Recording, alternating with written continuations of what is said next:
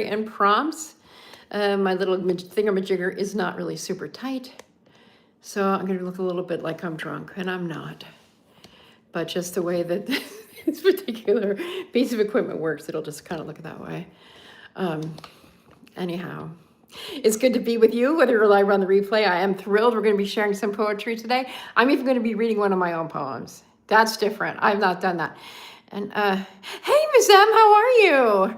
Next week we'll be on again at 9. We're going to switch back and forth between 4 and 9, 4 and 9, 4 and 9. So hello, so good to see you. I have all the poems there from poetryfoundation.com, except for my poem. I have 1, 2, 3, 4, and they're winter themed. I'm so glad you're doing well. 6, except for I have one by Rita Dove that isn't officially winter themed, but I love Rita Dove. She's amazing. And there's a poem by Grace Schulman, who I've never heard of before, but she wrote about Washington Square, which is one of my favorite parks in New York City. So I wanted to read that. And welcome everybody. Well, hello. Oh, you're preparing beef stew for dinner, so you all didn't invite me. What's up with that? I'm just joking. Anyway, I have to say, for any of you watching live or in the replay, K-Row Hiking Happens are up to 895 subscribers. At least that's what I saw earlier today. So I strongly suggest that if you don't subscribe to them, subscribe now. They're very inspiring hikers right here from the great state of New Jersey. And they've really helped me out a lot in many ways, including on YouTube. They're great, big support. So why don't we go ahead and get started? As we did last week, if you have a line of poetry, and if you're not cooking stew, if you're cooking stew, just watching or listening is fantastic. If you would like to comment a line from the poem or what you were thinking about the poem or anything like that, that would be wonderful too. I did go for my walk this morning, and I was thinking about K-Row while I did that because there was snow on the ground. And I walked at Kittatinny State Park, but I walked along in the paved areas. If I was really tough, I would have put on some really thick shoes or whatever. None of my shoes are really adequate for snow. So anyway, okay, so we're going to start with a poem called December, and it's by Michael Miller. And again, these are all on the Poetry Foundation website. So if you go to poetryfoundation.org, actually, and if you say, okay, December by Michael Miller, that's a cool poem, you can find it and you can read it for free. I think this might even be from their issue that's out right now, because Poetry Foundation literally houses every single issue of Poetry Magazine that's ever been published, which I find very cool. Thank you for everyone who's here. If you could just press that like button, I'd appreciate it. I'm glad to know there's 6 of you in the room. So here we go. December by Michael Miller. I want to be a passenger in your car again and shut my eyes while you sit at the wheel, awake and assured in your own private world, seeing all the lines on the road ahead, down a long stretch of empty highway without another face in sight. I want to be a passenger in your car again and put my life back in your hands. So your prompt or question for that one, I would say we have poems and prompts, is whose car would you like to be back in again that you haven't been in for a while? Because when we are in someone else's car, we are kind of putting ourselves in their hands. I was reminded of when I was 23 years old living in Arizona, and I would drive across long stretches of country. Arizona is large, and I would put a book on my steering wheel and drive. That's the most crazy thing. They didn't have audiobooks back then. Okay, this poem is called Is the Endlessness by Michael Bazzett, Bazzett, if you're looking for it. Of time, of course, sliced inwardly, no matter how brief the moment, half it again. And the endlessness of change and sea and fire and sky will be stirring once again beneath the leaves, like the toad you once held as a child, its pale throat pulsing soft as water until it scrabbled and you let it go. I love that because I was thinking about the Appalachian Trail today. And I was thinking about the season, and I was thinking about how I've seen many toads out there on the trail. And the colors of the toads on the trail are so similar to the colors of the leaves and the dirt that unless you really have an eagle eye, you won't see them. And so I have seen more toads and like little tiny frogs when there've been other people out there. So I'm going to read it one more time. This is really about endlessness and the infiniteness. I'm thinking of time and space and memory. So memory has been on the brain today for me. If you've watched my Vlogmas video for today, that was showing up there too. Okay. Of time, of course, sliced inwardly, no matter how brief the moment, half it again, and the endlessness of change and sea and fire and sky will be stirring once again beneath the leaves, like the toad you once held as a child, its pale throat pulsing, soft as water, until it scrabbled and you let it go. Here's to toad catching on trail. This one is called White Eyes by Mary Oliver. Mary Oliver, favorite poem of many. Her book Devotion is a collection of, I think, some of the best of her best, if you're curious about following Mary Oliver. She's a great nature poet, really loved being outdoors. And when she had, one of her collections is called Why I Wake Early. So of course I'm endeared to her. And I think I told on a recent live that when she passed away, I had so many phone calls checking in on me to make sure I was all right, because I'm a diehard Mary Oliver fan. Hello, Maureen. How wonderful that you're here live. Yay. Everybody, this is Maureen at Memories and Must-Haves. She's a fabulous person to follow. So there she is here on the live. I hope that you'll think about following her. Okay, White Eyes by Mary Oliver. Oh, and for that one poem about the toad, I would like for you to think about a childhood memory of some kind of quote-unquote wild animal. What happened?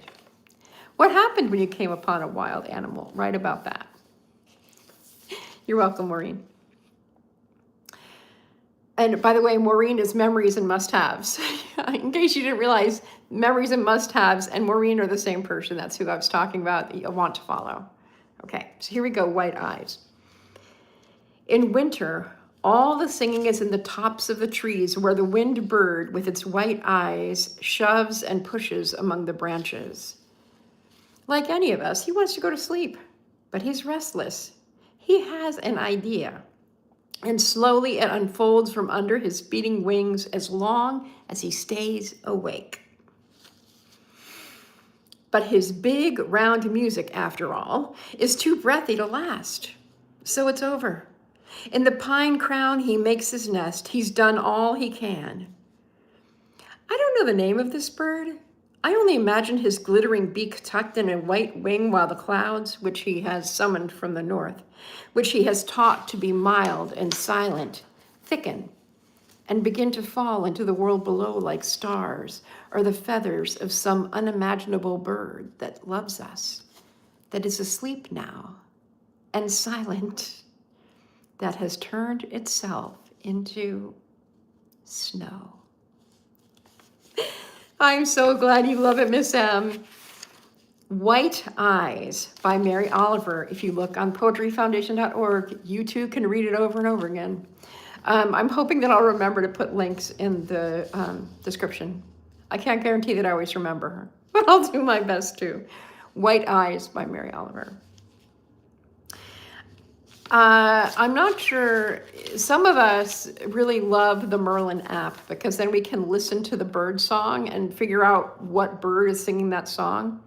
Kind of reminds me of that. The other thing it reminds me of is when you're an outdoors person and or a creative and you spend a lot of time outdoors, we notice things more, like the toad, or like when I was out, I don't think I posted this morning walk video yet. I was walking along the trail where Canro showed to me 2 years ago that I just found recently. And I went out there, oh yes, because I was talking about the guys who thought that I was an inspector. But as I was sitting on, I was sitting just being, because it was such a glorious spot, and a glorious moment. And I looked up and I saw this huge nest that was in the video. And I'm like, what kind of a huge bird lives in that nest? And that also reminds me of the Mary Oliver poem. And that's something that is really cool when we can connect to poems from our own experience. So thank you, Miss M. I'm so glad that you love that poem. By the way, I'm grateful to each of you who is in the room now. If you would like to take a second to like this video, I'd appreciate it. And if you have anything you'd like to say, if you have any comments in the poems, any particular lines speak to you particularly, or a topic, just drop it in the comments. These are all poems about winter, primarily.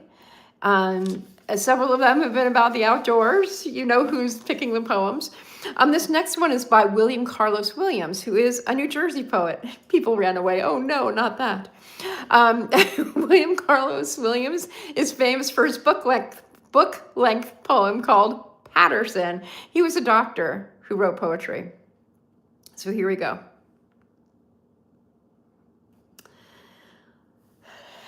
Winter Trees by William Carlos Williams.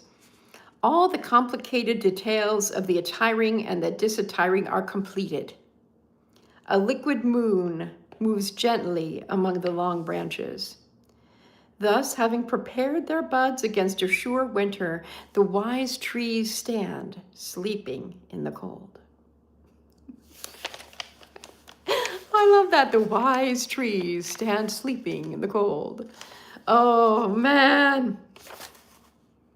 William Carlos Williams. Nice, compact poem as compared to his book-length poem.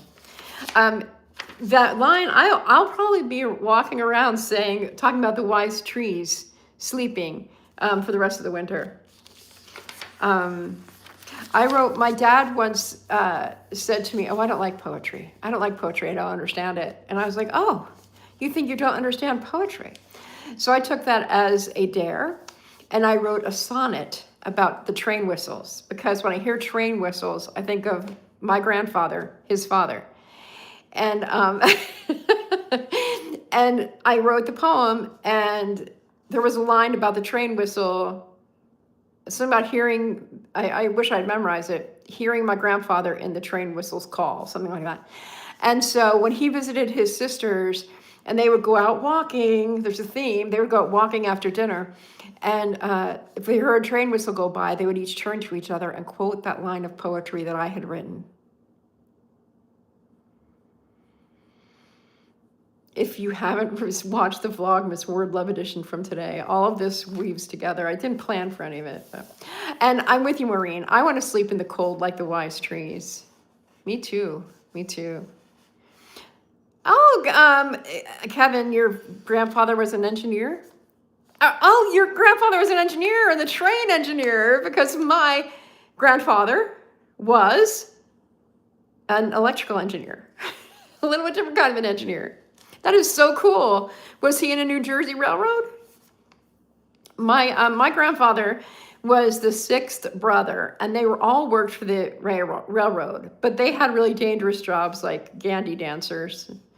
And one of the brothers had gotten killed just when my grandfather was coming up. And his brothers are like, you are not working on the railroad. And because he's a Jordan, he said, yes, I am working on the railroad. So they got him an office job. He worked for they're from Washington State. And I know that there is a railroad just up in the Washington State area. Central Jersey line. Oh, that's excellent. Yay, Grandpa. I imagine our grandpas were probably similar ages too. My grandfathers were both born in 1896. So, thank you, Maureen, for saying the poem was touching, or the story was touching. Yeah. The one thing about Jordans is that we're stubborn, which I like to call tenacious. We are tenacious. And if someone throws down the gauntlet, we're pretty much going to go for it. Might take us a while, but we put it in the back of our heads and we pull it out. Oh, your grandpa was in 1900. My grandmother was in 1900. My father's mother was in 1900.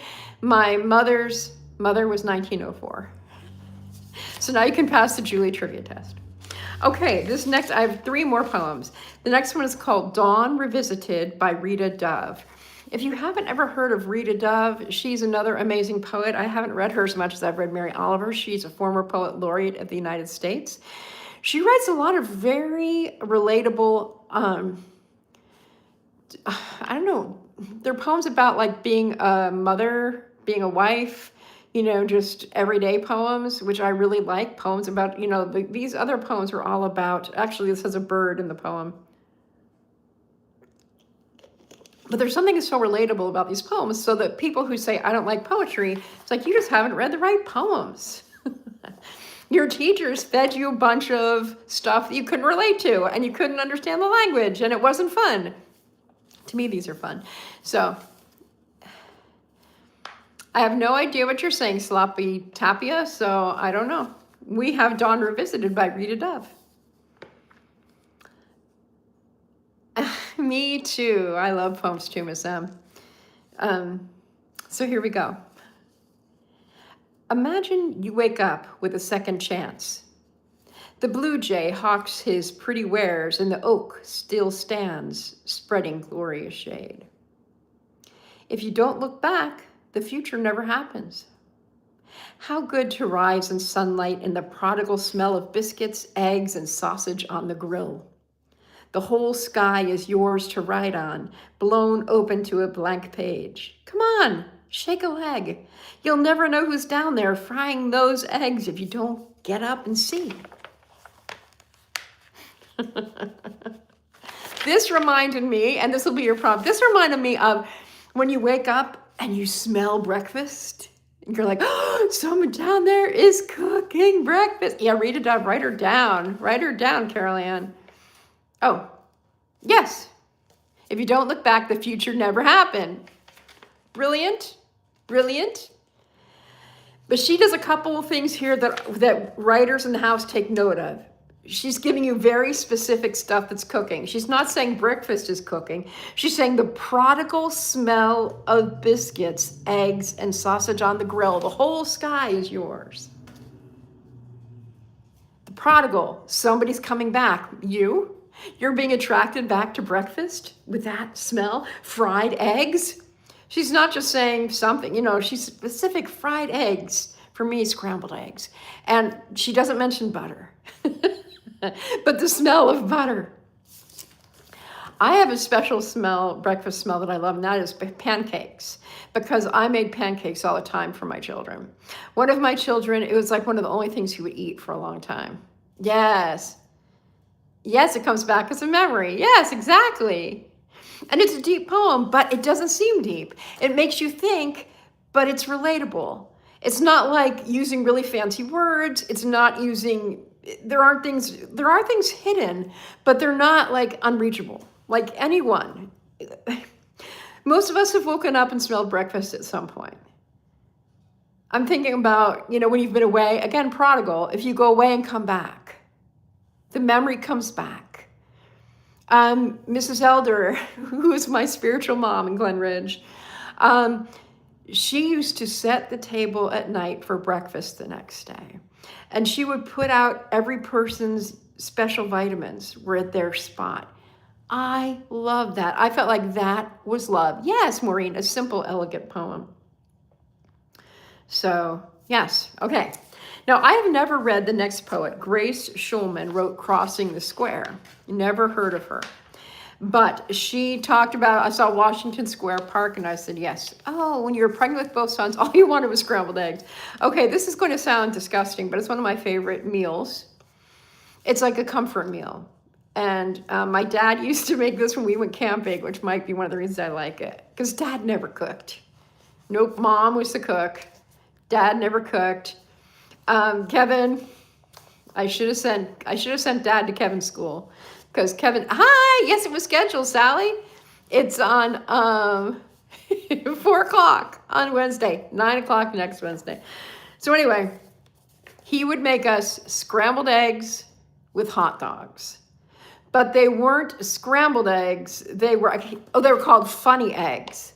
because with camping, there was no milk to pour in the scrambled eggs, so they became funny eggs. And he also would make us toast over the fire, when you're camping. And he called that toast hobo toast, because that's how hobos would make toast. And back in the 30s, 40s, 50s, 60s, whatever, my dad had this fascination with hobos. Yes, it's delicious. It's delicious. Scrambled eggs and hot dogs. I still like to eat that crazy combination. The people who've known me for the longest and who want to woo me make me scrambled eggs and hot dogs. Hasn't happened in a long time, but there you go. Okay, so here we go. This poem is by, you're getting all the stories today. Crossing the Square by Grace Schulman, chosen because it mentioned Washington Square Park. And again, listen to for the specificity. This is like a writing class as well as a poetry appreciation. Okay, squinting through eye slits in our balaclavas, we lurch across Washington Square Park, hunched against the wind. I'm gonna start again. Squinting through eye slits in our balaclavas, we lurch across Washington Square Park, hunched against the wind, two hooded figures caught in a monochrome, carrying sacks of fruit as we've done for years. The frosted, starch-stiff sycamores make a lean Christmas tree seem to bulge larger, tilted under the arch and still lit in 3 colors. Once in January, we found a feather here and stuffed the quill and twigs to recall that jay.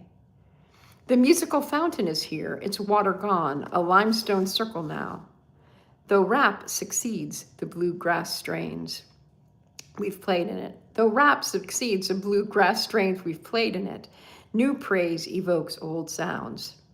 White branches mimic visions of past storms. Some say they've heard ghosts moan above this ground, once a potter's field.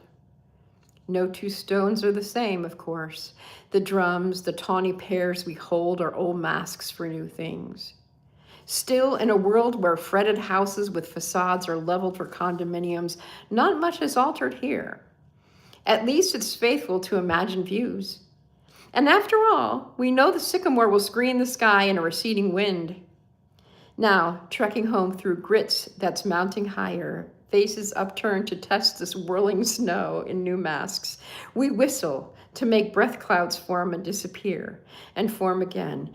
And oh, my love, there's sun in the crook of your arm. There's sun in the crook of your arm. Yes, no stone. There's another Stones poem. We had a Stones poem, I think, 2 weeks ago. Yes, and in Washington Square does look like it's looked. You've probably seen it in movies. You just didn't know that you were looking at Washington Square. When I was at Washington Square last time was 2 years ago, and as I walked into Greenwich Village, I was looking at homes of poets. Big surprise, right? Homes of writers.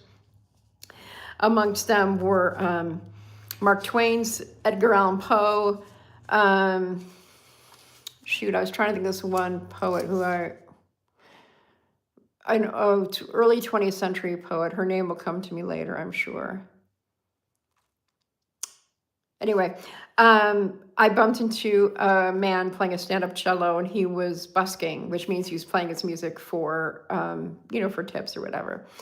And he asked me, would you like me to play a song? And I said, sure, but would you play a song for my granddaughter? I have a short, one of the few things I posted a couple years ago. And he played the Itsy Bitsy Spider for her. And he said, hi, Mari, and he did that. But it is a happening little park. I loved it. But when I first heard the first few notes, I thought he was playing Down by the Station. And we were talking about railroads just a while ago. But that song is Down by the Station, early in the morning, hear little puffer bellies all in a row. And it sounds similar. And so I stood there in Greenwich Village singing. Is your phone wonky, Maureen? Well, that's okay, because my mount is wonky. I didn't tighten it because I did some filming outside in my driveway, and I didn't make it tight again, so I'm like this. Sorry about that. Okay, yeah, I love the park. I love the park. I should put this on a to-do list or on a goal list, is I would like to go busk there, busk poetry. And when you busk poetry, that means you write poetry all day long for people. Um, or you can speak poetry aloud, just like I'm doing here. And I just think that'd be fun. I had a guy, because I've done this before. I've written poetry on a typewriter, individualized, personalized poetry. And so what I do is I do almost like a miniature coaching session. I ask people questions about their lives, and then I write poems from what they told me. One of the couples who I did this for conceived a child very soon thereafter and gave me partial credit for the romance of it all. And they've since had another little girl. They had a boy that second time, but they're a really sweet couple. Anyway. And I never met them until I wrote that poem, so it's not like I knew these people. So anyway. All right, this last poem, the one you've all been waiting for, is one that I wrote. It's called Now Begin. I know it by heart, but thank you, Miss Sam. I love telling stories. Okay, so this poem, I'll give you a setup. So some people hate when poets do the setups for their poetry, but oh well. Back in, right before the turn of the 20th century, 21st century, I mean, I was working as a, hello. I was working for the county of Kern, and I worked in the mental health department. And two of my severely mentally ill clients, people I was helping out, threatened to kill me within like a 2-week time period. It was pretty stressful. So I took a stress leave. And I didn't realize that when you take a stress leave, they do an investigation of you. With the whole point of the investigation is so that the county doesn't have to take responsibility for the stress that you're having in your life.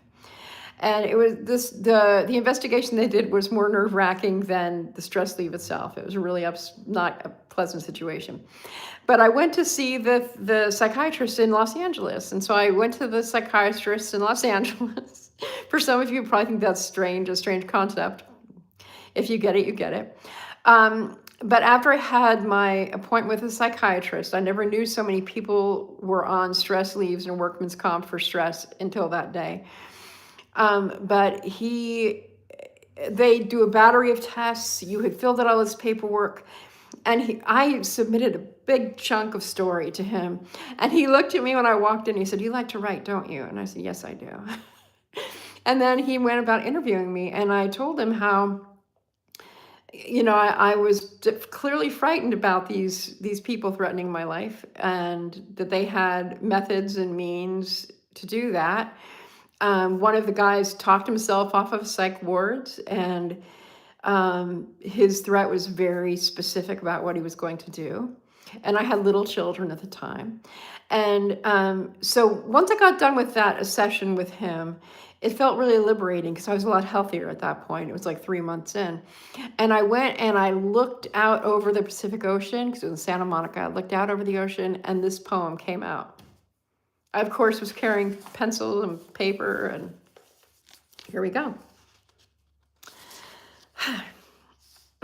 Now begin.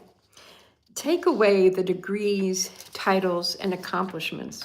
What is discovered at your core?